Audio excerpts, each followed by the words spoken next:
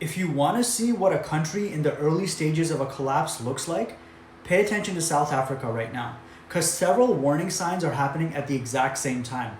First, unemployment. In the first quarter of 2026, South Africa's official unemployment rate hit 32.7%.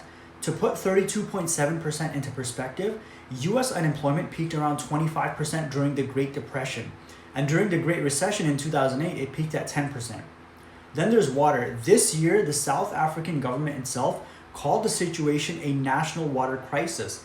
Infrastructure failures, leaks, and struggling municipalities have gotten serious enough that the president created a water crisis committee specifically to deal with it.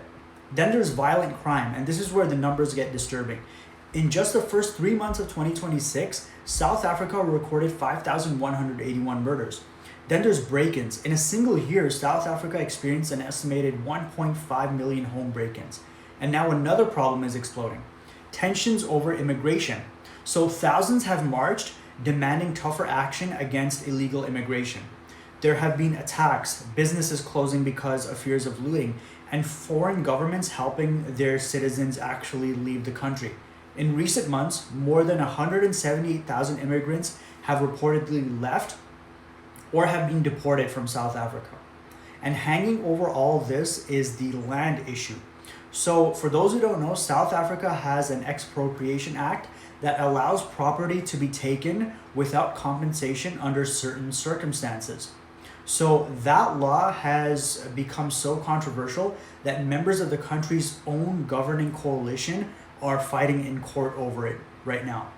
Then there's the power grid problems. So South Africa has become internationally known for load shedding. So load shedding is intentionally shutting electricity off to different areas because there wasn't enough reliable generation to meet the demand. Now, does this mean South Africa is Zimbabwe in 2008? No, but that's exactly why I'm watching South Africa so closely. Countries don't necessarily just collapse overnight. You watch the warning signs accumulate. So it's going to be things like unemployment, there's going to be water problems, crime, political division, social unrest, pressure on different government institutions. History teaches us that the time to pay attention isn't after everything has already fallen apart. It's while everything still looks normal enough that most people aren't paying attention.